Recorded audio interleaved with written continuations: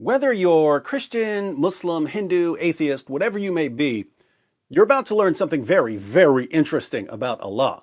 You're about to learn what it means for Allah to be the concealer. Allah is called al-Sattaar or al-Sitteer, which means the concealer. What is Allah concealing? He's concealing your sins. To see how this works, let's go to Sheikh Assim al-Hakeem. The discussion starts with a man asking a question about his friend who committed adultery. Muhammad from France says that his friend has committed adultery. He did not fornicate, he's married. So he committed adultery, he cheated on his wife.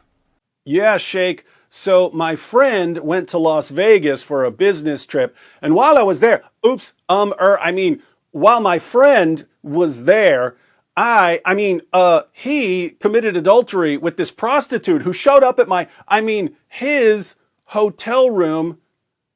So this man is worried because his friend committed adultery. And as we're about to see, his friend wants to know how his sin can be cleansed the Islamic way. He wants to know how he can get stoned. And we're not talking about smoking the chronic here. So he committed adultery, he cheated on his wife.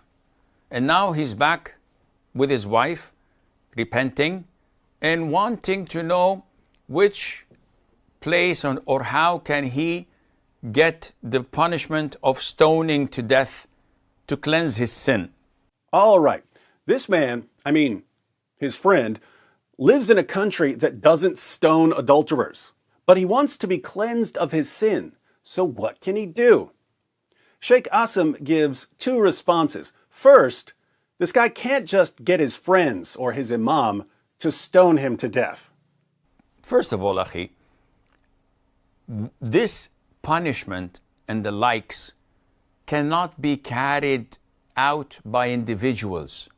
It cannot be carried out by the community, the Muslim community, or the head of the Muslim Islamic Center. This prescribed punishment, whether it's beheading, execution, or flogging, or stoning, or chopping off the hands of a thief, can only be executed by the Muslim ruler of the country.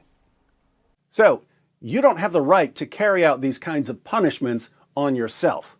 So for you, my friend, you don't have the right, or your friend does not have the right to. Did you catch that? So for you, my friend, you don't have the right. Your friend doesn't have the right. Your friend does not have the right to ask others to stone him to death. And if he does, then he would be committing suicide. Those who stoned him would be murderers and must be punished according to Islamic law. Second, if you got away with adultery, then Allah helped you get away with it. So just keep quiet about it.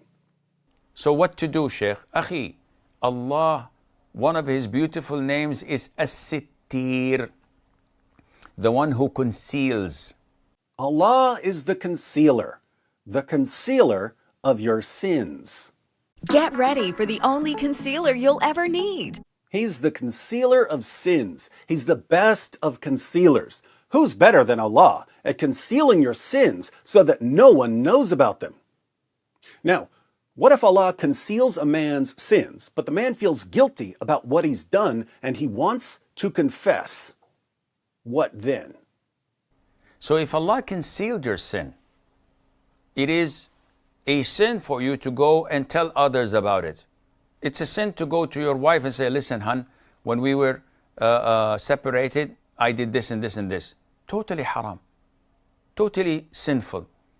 And it's sinful for you to go and expose it to others. So, if you commit adultery and you get away with it, this means that Allah has concealed your sin. And under no circumstances should you ever confess what you've done. It'll be your little secret with Allah. So, what's between you and Allah remains between you and Allah. Ask Allah for forgiveness, and Allah would erase your sins. What's between you and Allah stays between you and Allah. What's between you and Allah remains between you and Allah. This guy literally stole the motto of Las Vegas and applied it to his God. What happens in Vegas stays in Vegas. What's between you and Allah stays between you and Allah. If Allah were a city, he would be Las Vegas. What's between you and Allah remains between you and Allah.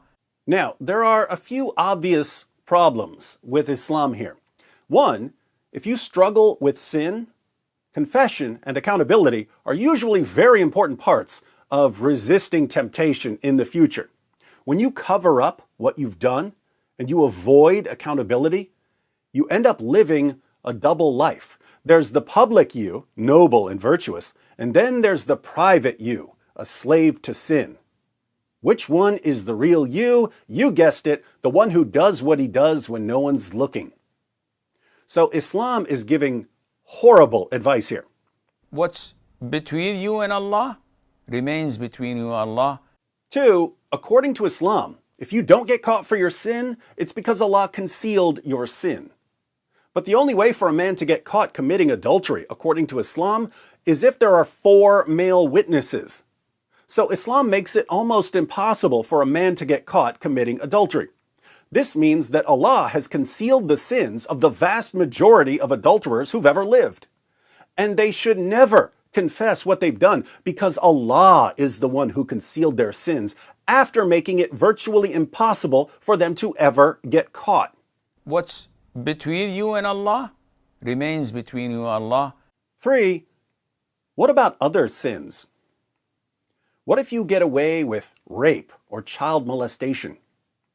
If you don't get caught, it means that Allah, the concealer, concealed your sin and that you should never confess what you've done, right? What's between you and Allah remains between you and Allah. Actually, in Islam, if you get away with rape and child molestation, you might be Allah's last and greatest prophet, am I right? Finally, since Allah is the one who conceals people's sins, since Allah is the one who helps people get away with sinning, is it just me, or does Allah once again sound an awful lot like Satan? We've seen in other videos that Allah brags about being the best of deceivers. We've seen that Allah wants people to sin and that he threatens to destroy people if they don't sin. And here we find Allah telling people that if they sin, he'll cover up their sin for them so that they never get caught. It's like Satan went into the cave with Muhammad, roughed him up a bit, and claimed to be God in order to create the world's largest false religion. But every now and then, his pride got the better of him, and he just couldn't resist bragging about being Satan.